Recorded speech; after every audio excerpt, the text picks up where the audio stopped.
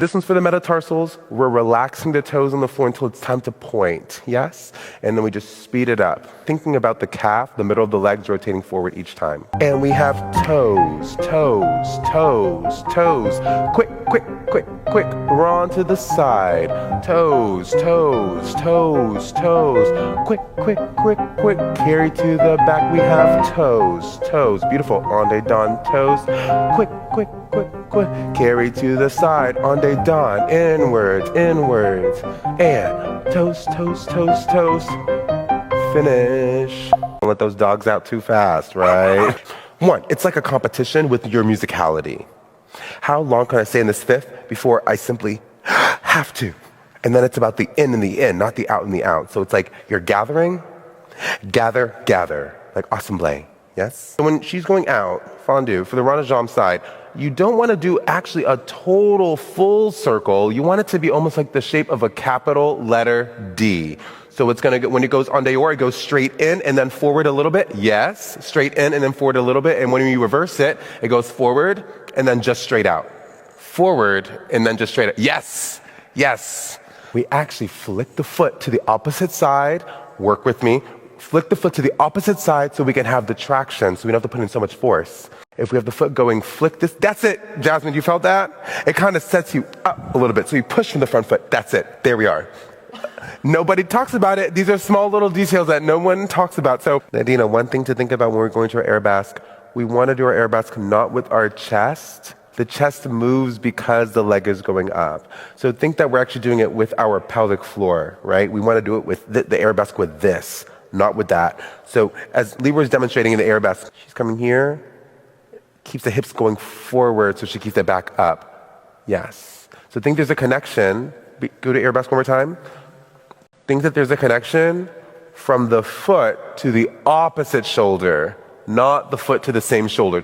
I like to think that my pelvis is like a fruit bowl, and we don't want to tilt the fruit and pour out the pears and apples. We want to keep the fruit in its exact spot. Yes? Also for the tendus, we want to show the syncopation. We don't want to let our horses get out too early for the race, right? So one, hold, hold, hold, and go, and go. Hold, and go, and go, and go. That's going to train your body. That musicality is going to improve your technique. The musicality equals the technique. So instead of us making our arm go up, think that the arm actually stays in place and the body goes down. That's actually what makes the arm go. And you go below the level of the arm. You go below the level of the arm. It's the illusion that your arm is going up. Yes, it's the illusion that your arm is going up, but it's not actually going up. Does that make sense? And that is how you keep your shoulders down, right? Because when we do this, that lifts the shoulders up. If we're going below, it's a whole different energy. The knee lifts a little bit more to lengthen out, yeah? So you don't want to give it all up too soon. Save some for that very, very ending to give that little, it's like kind of sucking the beauty out of what the développé is. So getting to this position is way more important than the position itself. If I'm seeing you guys go over it just to get there, it's not as interesting. So when you're doing your développé at that very last moment, you're stopping it a little bit, and then there's that extra little lengthen of the knee and the ankle. Pensez here. And this slows down, and at the very end, try to put the brakes on right before you get all the way down. So you don't want to slam down, but you want to resist. That's it. So the backs of the knees have somewhere to go, and resist. That's it. We should always be having light pressure in all 5 toes, even though we want the weight to be in the first 3. So the fingers it's just like the fingers pressing down the bar, the toes are pressing down to the floor. So when you do that releve, you're already ready to go up there. You don't have to initiate the muscle to start. It's already ready. Okay? For our balance, we really want to feel the energy in our pelvic floor, that it's all coming from here. This hip stays down and even, and this toe is going underneath the table.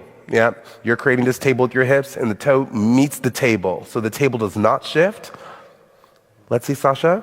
Hamstring and the toe goes up. Yes, even higher, higher, higher, higher, higher with the toes. Higher with the toes.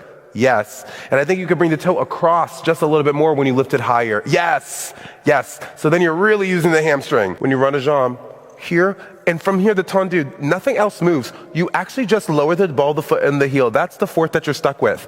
Meaning, putting the weight on that front foot even more because of the whole surface area thing we were talking about earlier.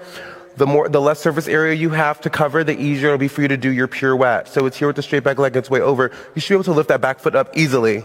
All the weight's so in the front foot that when you do the pirouette, you just have to go straight up. You don't have to try to do an actual turn.